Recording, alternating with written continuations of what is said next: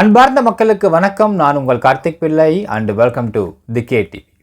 இன்றைக்கி ஒரு மதியத்துலேருந்து பார்த்தீங்கன்னா மக்களே, உங்கள் தமிழ்நாடே கதிகலங்கி போயிருக்கு அப்படிங்கிற அளவுக்கு ஒரு விஷயம் பயங்கர ஃப்ளாட்டாக பேசிகிட்டு இருக்காங்க. என்னென்னு பார்த்தீங்கன்னா, சேலம் மேற்கு மாவட்டத்துடைய அதிமுகவின் முன்னாள் ஒன்றிய செயலாளரான திரு ஏவி ராஜு கொடுத்த அந்த இன்டர்வியூ தான் இன்றைக்கி பரவலாக பேசப்பட்டுருக்கு. அது மட்டுமா, சரி அவர் ஒரு கட்சிக்கார் இன்டர்வியூ கொடுத்துன்னுக்கிறாரு, அது என்ன பண்ண முடியும் அப்படிங்கிற மாதிரி நினச்சிங்கன்னா அதான் கிடையாது. அவர் கொடுத்த ஒரு இன்டர்வியூவால் தமிழ் திரையுலகமே ஒரு மாதிரி ஒரு பயங்கர பேச்சும் பொருளாக பேசப்பட்டிருக்குன்ற சொல்லலாம் மக்களே. என்ன ஆச்சு அப்படிங்கிறத பற்றியும், என்ன பேசினார் அப்படிங்கிறத பற்றியும், அவர் பேசின வீடியோவுடைய அந்த கண்டனம் என்னன்றதை பற்றியும், இதை பற்றி உண்மையாக நடந்திருக்குமா நடந்திருக்காதா அப்படிங்கிறத பற்றியும், இந்த கூவத்தூர் விஷயம் என்னென்ன ஆச்சு அப்படிங்கிறத பற்றியும் விராவரியாக பார்க்க போகிறோம் இந்த பதிவில்.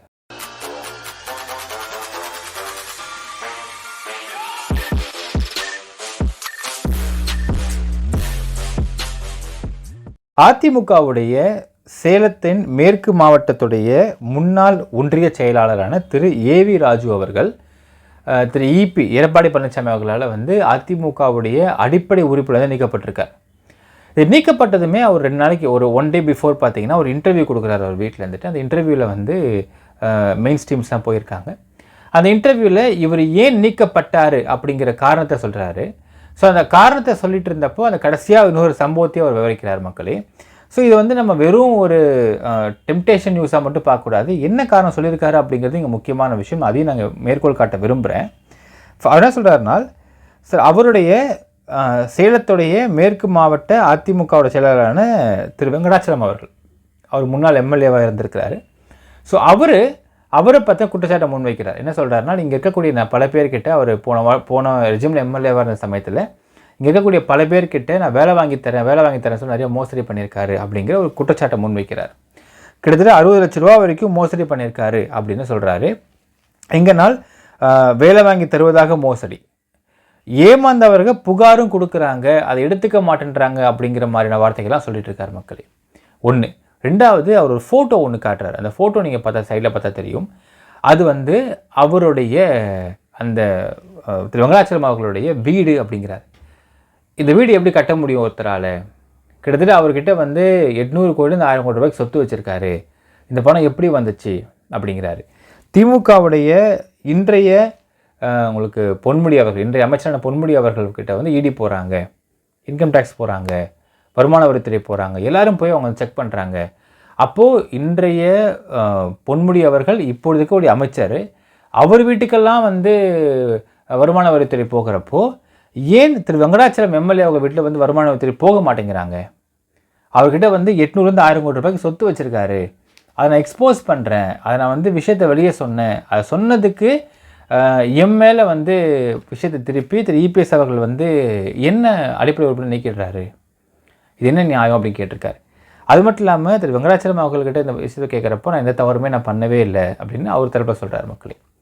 ஸோ அல்டிமேட்டாக பார்த்தீங்கன்னா என்ன சொல்கிறாருனால், இப்போது எப்படி அதிமுக நடந்துச்சு அப்படின்னு சொல்கிறாருனால், அதிமுகன்ற ஒரு கட்சியை நான் காப்பாற்றணும், இதை நம்பிட்டு இருக்கிற மக்கள் நான் காப்பாற்றணும். திரு இபிஎஸ் அவர்கள் இந்த விஷயத்தை பற்றி டீட்டெயில்டாக விசாரிக்காமல் என்ன நீக்கினதே தப்பு இந்த இடத்துல அப்படிங்கிறார். இன்னொன்று சொல்கிறாரு, நானும் தான் 11,60,000 ரூபா நான் செலவு பண்ணியிருக்கேன் எலெக்ஷனுக்கு.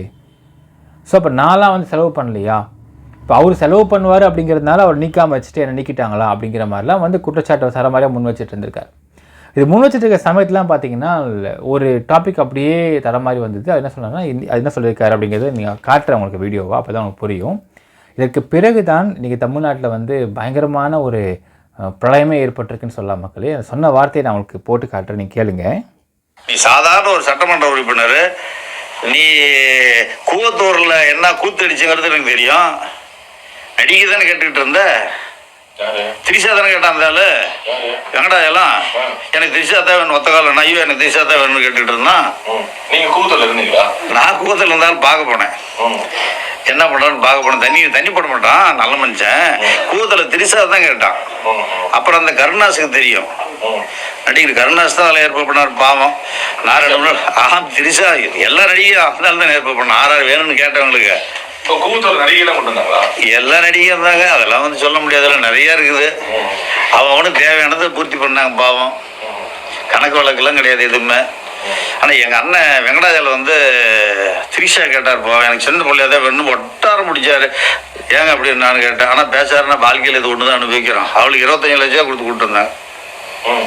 திரிஷா நானா கிட்ட இருக்கணும், நான் தான் போந்து வந்துட்டு பண்ணேன். எங்களுக்கு என்ன வேலை அங்கே உள்ளே வைக்கிறாங்க. ஏதோ 2 சோறு போட்டால் கறி திரும்ப என்ன ஆதாரங்குது? ஒரு பொம்பளைகிட்ட போகிறத வந்து நான் பார்த்துட்டே இருக்க முடியும். இன்டர்வியூவில் பார்ட் கேட்டிருப்பீங்க மக்களே. இப்போது அப்படியே ஷிஃப்டிங் டு கூவத்தூர். இப்போது இந்த இன்டர்வியூ முடிஞ்சிச்சு. இதை வந்து டெலிகாஸ்ட் பண்ணதுக்கப்புறம் பார்த்தீங்கன்னா தமிழ்நாட்டில் இங்கே எல்லாரும் மிகப்பெரிய ஒரு பிரளயமாக பேசப்பட்டதுனால த்ரிஷாவை வந்து அங்கே கொண்டு வந்தாங்க அப்படிங்கிற விஷயத்தை எப்படி நீங்கள் சொல்ல முடியும் அப்படிங்கிறாங்க. ஒரு பக்கம் நடிகர் இயக்குனர் சேரன் அவர்கள் சொல்லி ஒரு ட்வீட் போட்டிருக்காரு. ட்வீட்டில் என்ன சொல்கிறாருனால், இந்த மாதிரி ஆதாரமே இல்லாத ஒரு குற்றச்சாட்டை எப்படி ஒரு முன் வச்சிருக்காரு அப்படின்னு அவர் தரப்பு சொல்கிறார். சரி, அந்த ட்வீட் நீங்கள் படித்து பார்த்தா தெரியும் மக்களே. அந்த ட்வீட் என்ன சொல்லியிருக்காருனால், ஒரு ஆதாரம் இல்லாத குற்றச்சாட்டு எப்படி முன்வைக்கிறார் அவர், இதுக்கு நடவடிக்கை எடுக்க மாட்டான்னு கேட்டிருக்காரு. வன்மையாக கண்டிக்கிறேன். எந்த ஆதாரமுமின்றி பொதுவெளியில் திரைத்துறையினர் பற்றி பெயர் சொல்லி அவதூறு கிளப்பிய இவரை சட்டமும் காவல்துறையும் உரிய நடவடிக்கை எடுக்க வேண்டும். @ விஷாலுக்கு போட்டார், கார்த்திக்கு போட்டார். நடிகர் சங்கம் இதற்கு தகுந்த பதிலும் நடவடிக்கையும் எடுக்கும் என நம்புகிறேன்னு போட்டிருக்காரு மக்களே. சரி, இப்போ நம்ம வந்து let's go back to Koovathur. Koovathur பற்றி பல பேருக்கு தெரியாமல் இருந்திருக்கும், என்ன நடந்துச்சுன்றது தெரியாது இன்றைய ஜென்ரேஷன் பீப்புளுக்கு. But let me rewind it மக்களே. அது என்ன அது கூவத்தூர் மேட்ரு அப்படிங்கிறது இன்றளவும் மர்மமாகவே இருக்கும். அது என்ன நடந்துச்சு, அப்போ எவ்வளோ வந்து கான்ஸ்பிரசிஸ் பேசினாங்க அப்படிங்கிறத பார்த்துட்டு next will come back to Trisha's issue மக்களே. அதாவது உங்களுக்கு செல்வி ஜெயலலிதா அவர்கள் வந்து இறந்து போகிறாங்க. டிசம்பர் மாதம் இறந்து போகிறாங்க. இறந்து போனதுக்கப்புறம் இப்போ அடுத்த யார் முதலமைச்சர் அப்படிங்கிற ஒரு பெரிய போட்டி நிலவுது அதிமுகவில். ஒரு பக்கம் அஇஅதிமுக வந்து சசிகலா அவர் கண்ட்ரோலில் வந்து வரணும் அப்படிங்கிறது தான் அங்கே பேசப்படுது. ஏன்னா அவங்க ஜெயலலிதாக்கு அப்புறம் அவங்க தான் இருக்கிறாங்க, அவங்க கண்ட்ரோலில் வரணுன்றதான் பேசப்படுது. இப்போ இன்னொரு விஷயம் பார்த்தீங்கன்னா, சசிகலா அவர்கள் வந்து இங்கே சிஎம்மாக வர முடியாது. ஏன்னால் அவங்க வந்து எம்எல்ஏவும் கிடையாது ஒன்று, ரெண்டாவது அவங்க வந்து ஒரு கன்விக்டட் பிரிசனர், அவ்வளோதான். ஸோ ஜெயலலிதா அவர்கள் வந்து வெளியே அவங்க இறந்த சமயத்திலே பார்த்தீங்கன்னா இந்த வழக்கு சுப்ரீம் கோர்ட்டில் போயிட்டுருக்கு. அண்ட் இதில் வந்து ஹைகோர்ட் இவங்களை விடுவிச்சிருந்தாலும் லோவர் கோர்ட் வந்து இவங்களுடைய ஒட்டுமொத்த சொத்து குவிப்பு வழக்கையும் வந்து மைக்கேல் டி குன்ஹா அவர்கள் இதை வந்து உண்மை அப்படின்னு ஒரு நீதி வழங்குறார். அந்த ஒரு ஆர்டரில் பார்த்தீங்கன்னா 4 years இம்ப்ரிசன்மெண்ட் கொடுத்துருக்காரு ஜெயலலிதா அவர்களுக்கும் சசிகலா அவர்களுக்கும். இப்போது அவருக்கு அப்புறம் அந்த ஹைகோர்ட் மெட்ராஸ் ஹைகோர்ட்டுக்கு போன கர்நாடகா ஹைகோர்ட்டுக்கு போன அந்த ஒரு வழக்கு அப்படிங்கிறதை அவர் இன்னொரு நீதியரசர் வந்து இதெல்லாமே வந்து ஏற்றுக்க முடியாதுன்ற மாதிரி நீக்கி இவங்களை விடுதலை பண்ணுறார். இமீடியட்டாக வந்து கவர்மெண்ட் தரப்புலேருந்து சுப்ரீம் கோர்ட்டுக்கு போகுது. சுப்ரீம் கோர்ட்டில் இந்த விஷயத்தை மைக்கேல் டி குன்ஹா சொன்ன அத்தனையும் உண்மை அப்படின்னு அவங்களுடைய தண்டனையை வந்து உறுதிப்படுத்துது சுப்ரீம் கோர்ட். ஸோ இந்த சிக்கல் இருந்த காரணத்தினால சசிகலா அவர்கள் வந்து இங்கே சிஎம் ஆக முடியாதுன்றதுனால ஒரு பக்கம் என்ன சொல்கிறாங்கன்னா, ஜெயலலிதா அவர்கள் பரப்பன அக்ரஹாரம் கர்நாடகாவில் வந்து அவங்க ஐ திங்க் ஒரு 1.5 மாதம் நினைக்கிறேன் அவங்க சிறையில் இருந்தாங்க. இது ஹைகோர்ட்டுக்கு மேல்முறையீடுக்கு போய் ஹைகோர்ட்டில் ஒரு தீர்ப்பு வருவதற்கு முன்பு அவங்க 1.5 மாதம் சிறையில் இருந்தாங்க. ஆஸ் அ கன்விக்டட் பிரிசனர்ஸாக இருந்தாங்க. அந்த கன்விக்டட் பிரிசனராக இருந்த சமயத்தில் இவங்க நம்பிக்கையாக ஒருத்தவங்களை வந்து சிஎம்மாக உட்கார வச்சது திரு ஓபிஎஸ் அவர்களை தான். இதே மாதிரி முன்னாடி நடந்துட்டு இருந்துச்சு ஒரு சம்பவத்தில். ஸோ அப்போ என்ன பண்ணுறதுனால் இந்த அஇஅதிமுக அப்படிங்கிற அணி வந்து 2 உடைய ஆரம்பிக்குது. ஒரு பக்கம் சசிகலாவுடைய கண்ட்ரோலில் ஒரு சில பேர் வராங்க, இன்னொரு பக்கம் ஓபிஎஸ் கண்ட்ரோலில் ஒரு சில பேர் போயிட்டுருக்காங்க. இப்போ ஓபிஎஸ் கண்ட்ரோலில் போயிட்டு இருந்தப்போ ஓபிஎஸ் அவர்களுக்கு சப்போர்ட்டாக இருக்கக்கூடியவங்க வந்து இவர் தான் வந்து சிஎம் ஆகணும், ஏன்னா ஜெயலலிதா அம்மையார் வந்து இவங்களை தான் சிஎம்மாகவே ரெப்ரசன்ட் பண்ணியிருக்காங்க 2 வாட்டி, இப்போ 3rd time இவர் தான் வரணும்னு சொல்லிட்டு அவங்க பிடிவாதமாக இருக்காங்க. இன்னொரு பக்கம் சசிகலா அவர்கள் வந்து கட்சி என் கண்ட்ரோலில் வந்துருச்சு, நான் சொல்கிறவங்க தான் சிஎம் அப்படிங்கிற மாதிரி இவங்க ஒரு பக்கம் பிடிவாதமாக இருக்காங்க. இந்த ஒரு குழப்பத்தில் பார்த்தீங்கன்னா கரெக்டாக நோ கான்ஃபிடன்ஸ் மோஷன், அதாவது பார்லிமெண்ட்டில் அடுத்த முதலமைச்சர் யார் அப்படிங்கிற நோ கான்ஃபிடன்ஸ் மோஷன் கொண்டு வரப்பட வேண்டும் சனிக்கிழமை அன்னைக்கு. ஸோ கரெக்டாக பார்த்தீங்கன்னா February 8, 2017 அன்றைக்கி என்ன பண்ணுறாங்கன்னா ஒரு பெரிய இதெல்லாம் வந்து அந்த சமயத்தில் வந்து பெரிய பரவலாக பேசப்பட்ட ஒரு சம்பவம் மக்களே. ஒரு ஆக்சுவல் ரிமெம்பர் ஒரு வெள்ளை கலரில் டிசைன் போட்ட ஒரு பெரிய ட்ராவல்ஸ் ஏசி பஸ்ஸு, யாருமே சொந்த காரில் வரடான்னு சொல்லிட்டாங்கன்னு கேள்விப்பட்டோம். ஸோ அந்த ட்ராவல்ஸ் பஸ்ஸில் கிட்டத்தட்ட அதிமுகவுடைய 100 எம்எல்ஏக்கள் கொண்டு வரப்பட்டார்கள். எங்கன்னு கேட்டிங்கன்னா கோல்டன் பே ரிசார்ட் அப்படின்னு இருக்கக்கூடிய கூவத்தூர் ECR காஞ்சிபுரம் டிஸ்ட்ரிக்டில் இருக்கக்கூடிய ஒரு ரிசார்ட் கொண்டு வந்தாங்க. அந்த ரிசார்ட்டில் வந்து யூ ஹேவ் டிஃப்ரெண்ட் ரூம்ஸ் இருக்குது, ஸ்விம்மிங் பூல் இருக்குது, எல்லா வசதியும் அங்கே இருக்குது அந்த ரிசார்ட்டில்.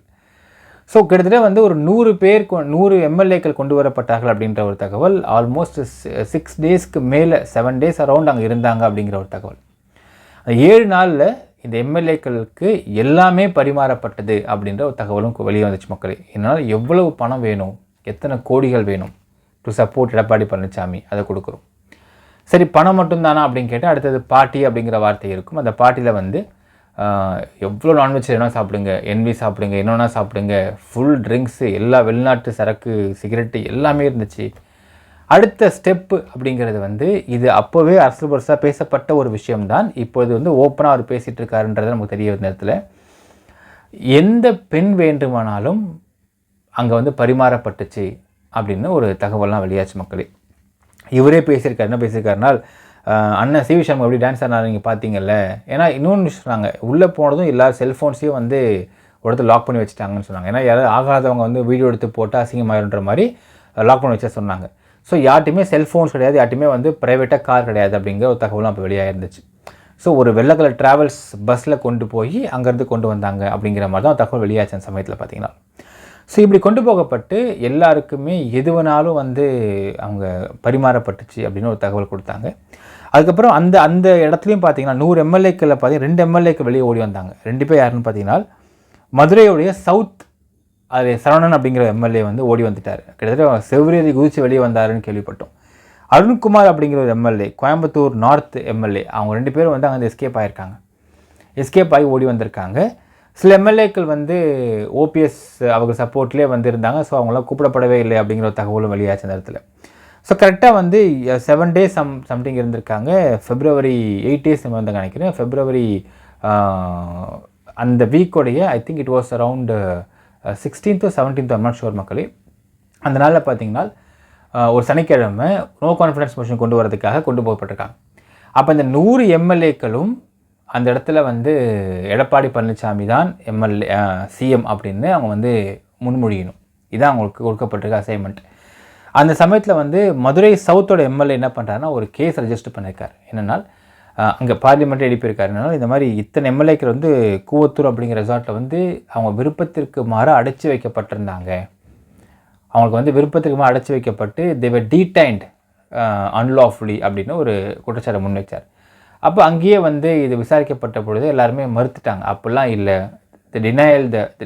denied the complaint. அப்படிலாம் இல்லை, நாங்கள் அப்போலாம் ஒன்றுமே வந்து எங்களுடைய விருப்பத்திற்கு மாற எதுவுமே நடக்கவே இல்லை, நான் விருப்பப்பட்டு தான் நாங்கள் போயிருந்தோன்ற மாதிரி அவங்க வந்து சொல்லப்பட்டுருச்சு. அதுக்கப்புறம் உள்ளே நடந்துச்சு அப்படிங்கிற விஷயம் வந்து அரசியல் பரிசாக பல பத்திரிகைகள் எழுதினாங்க. அதை பல நடிகைகள் கொண்டு வரப்பட்டாங்க, பல பேர் அங்கே வந்து விருந்தாக்கப்பட்டாங்க அப்படின்னு நிறைய எழுதினாங்க மக்களே. அண்டு இப்போ இல்லைனால் இந்த ஒரு திரு ஏவி ராஜு அவர்கள் சொல்கிற சம்பவத்துக்கு திரும்ப வரலாம். ஸோ இதுதான் கூவத்தூர் நடந்த ஒரு சம்பவம் மக்கள். அதுக்கு பிறகு வந்து 100 எம்எல்ஏக்கள் சப்போர்ட் இருந்தது இபிஎஸ் அவர்களுக்கு. இபிஎஸ் சிஎம் ஆனார். இப்போ இபிஎஸ் அதுக்கப்புறம் வெளியே வந்து ஏடிஎம்கே கேப்சர் பண்ணிட்டாரு. So he became the general secretary of AIADMK அப்படிங்கிறதுலாம் அடுத்தடுத்த கதைகள். ஸோ இப்போ இன்னும் coming back to the Trisha's case. இப்போது திரு ஏவி ராஜு அவர்கள் த்ரிஷா பேரை உச்சரிச்சிருந்திருக்காரு அப்படிங்கிற ஒரு குற்றச்சாட்டு முன்னிருந்து இப்போ வந்து என்ன சொல்கிறாங்கன்னா, திரு சேரன் சொல்கிறாரு, இதுக்கு வந்து ஏதாவது உங்களோட ஆதாரம் இருக்கா, எப்படி ஆதாரமே இல்லாமல் நீங்கள் சொல்கிறீங்க அப்படின்னு அவர் ஒரு குற்றச்சாட்டை முன்வைக்கிறார் மக்களே. சரி, இது இன்றைக்கி நேற்று நடக்கக்கூடிய சம்பவமா இல்லை பிரச்சனையான்னு கேட்டிங்கன்னா கிடையாது மக்களே. எல்லாருக்கும் ஆட்டோ சங்கர் அப்படிங்கிற ஒரு நபர் பற்றி கேள்விப்பட்டிருப்போம். அதாவது ஒரு மிகப்பெரிய gangster and killer murder. So auto Shankar வந்து அஇஅதிமுகவில் வந்து நிறைய பேர் கையில் வச்சுருந்தார் அப்படிங்கிற ஒரு சம்பவங்கள்லாம் வந்து குறிப்பிடப்பட்டுருச்சு. அது நிறைய விஷயம் வெளியாகிடுச்சு அப்போ சமயத்தில். அந்த சமயத்திலேயே I think it was one new year அப்படின்னு நினைக்கிறேன், if I am not wrong. அதை படித்த ஞாபகம் இருக்குது எனக்கு. ஒரு நியூ இயரில் ஆட்டோ சங்கருக்கு ஏதோ ஒரு பிரச்சனை இருந்த சமயத்தில் இவர் வந்து ஒரு மினிஸ்டரை போய் நாடினதாகவும், அந்த மினிஸ்டர் வந்து ஏதோ மிகப்பெரிய நடிகையை கேட்டதாகவும், அந்த நடிகையை போய் இவர் போய் கூட்டு வந்ததாகவும், அது வந்து ஒரு அக்கா தங்கச்சி நடிகை அப்படின்னு சொல்லப்பட்டதாகவும், அப்போது இவர் போய் ஆட்டோ சங்கர் போய் கூப்பிட சமயத்தில் பார்த்தீங்கன்னா அக்கா தங்கச்சி 2 பேர் இருக்கிறாங்க, 2 பேர் நடிகையாக இருக்கிறாங்க சினிமாவில் அப்படின்னு ஒரு தகவல். அந்த அக்கா தங்கச்சி நடிகை 2 பேர் இருக்கிறப்போ அவங்க அம்மா தான் நைட்டு போய் ரெடி பண்ணிட்டு இருந்தாங்களா அப்படின்னும். அப்போ ஆட்டோ சங்கர் போயிட்டு அவங்க அம்மா கிட்டே போய் கூட்டிகிட்டு வரதுக்காக போனப்போ ஆட்டோ சங்கர் என்ன பண்ணிருக்காருன்னா அவங்க அம்மா கிட்ட காசு கேட்டாராம், அந்த நடிகையோட அம்மா கிட்ட. அப்போ அவங்க ஷாக் ஆகிட்டு, என்னடா என்கிட்ட காசு கேட்டிருக்கேன், நீ தானடா காசு நான் கேட்டதுக்கு. அப்போ சொன்னாராம், ஆமாம், இன்றைக்கி நான் வந்து கொண்டு போய் நான் அறிமுகப்படுத்தி வச்சுருவேன், இதுக்கப்புறம் அவங்க 2 பொண்ணுங்களும் அங்கே வெளியே வரப்போ சொத்தை எழுதி வாங்கிட்டு மாட்டாங்க, அப்போ எனக்கு என்ன இங்கே இருக்குது அப்படின்னு கேட்டு சண்டை போட்டு, இல்லைன்னா சொல்லு, நீங்கள் வரமாட்டேன்னு நான் சொல்லிடுவேன், அப்போ நான் வேறு ஒரு எனக்கு காசு தர ஆளை போய் நான் பார்த்துக்கிறேன், நான் போய் மினிஸ்டர் கன்வின்ஸ் பண்ணிக்கிறேன்ற மாதிரி சொன்னோடனே அந்த அக்கா தங்கச்சி நடிகையோடைய அம்மா வந்து நீ நல்லாவே இருக்க மாட்டேன், நாசமாக போயிடும்னு சொல்லிட்டு திட்டிக்கிட்டே ஒரு பெரிய இவன் கேட்ட பணத்தை வந்து அள்ளி கொடுத்ததாகவும், அப்புறம் இந்த அக்கா தங்கச்சி நடிகை ரெண்டு பேருமே வந்து மினிஸ்டர் கிட்ட போனதாகவும், அது வந்து பெரிய சொத்தை எழுதி வாங்கினதாகவும் ஒரு கதையெல்லாம் வெளியாச்சு மக்கள். இது ஆட்டோ சங்கர் கேஸ்லேயே இந்த விஷயம் வெளியாச்சு. என்னென்னா இதில் வந்து உங்களுக்கு ஆதாரமோ இல்லை வந்து சாட்சிகளோ கொண்டு வர முடியாது ஒன்று.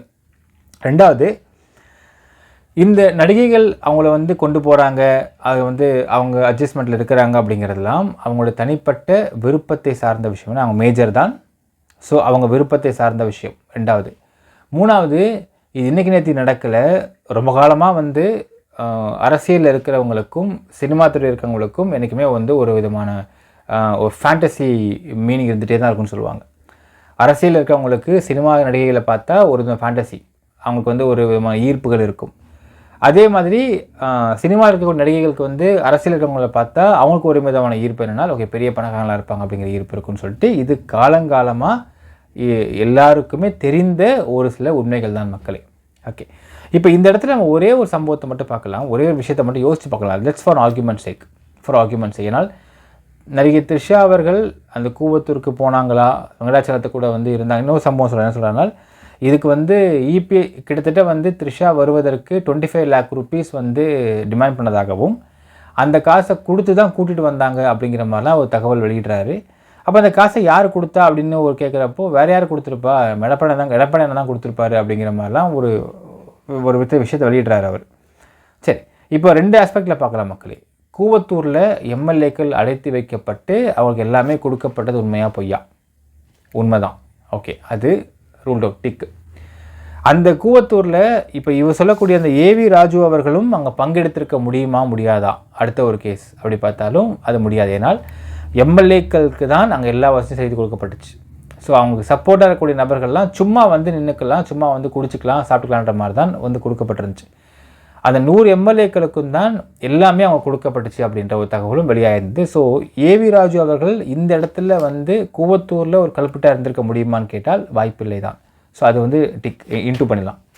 அடுத்தது, திரு ஏவி ராஜு அவர்கள் இத்தனை நடிகைகள் இருக்கிற இடங்களில் த்ரிஷாவை மட்டும் குறிப்பிட்டு அவர் சொல்கிறாரு அப்படின்னால் அவர் முட்டாள் இல்லை, அவர் வந்து கத்துக்குட்டி இல்லை, அரசியல்வாதி, அதிமுக இருந்திருக்காரு, அது பொறுப்பில் இருந்திருக்கிற ஒரு நபர்.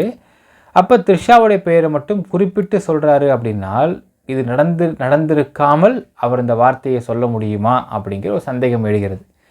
அப்போ இது நடந்திருக்க வாய்ப்பு இருக்கிறதா அப்படின்னு ஒரு சந்தேகம் இருக்கிறது மக்களே. சரி, இப்போ அடுத்தது, இப்போ த்ரிஷா அப்படி இருந்ததுனால இது பெரிய அஃபென்ஸா அப்படின்னு கேட்டால் அஃபென்ஸ் இல்லை. ஏன்னால் அவங்க ஒரு மேஜர், அவங்க இஷ்டத்துக்கு என்னென்னா பண்ணலாம். அதுமாதிரி வெங்கடாச்சலம் மேஜர் தான், அவங்க இஷ்டம் என்னென்னா பண்ணலாம். இப்போ என்னென்னா இதை பார்க்கக்கூடிய மக்களுக்குத்தான் இதில் வந்து ஒரு விதமான அஜிடேஷன் ஏற்படும். They will come to conclusions, அதாவது தே வில் ஜஸ்டிஃபை திங்ஸ்.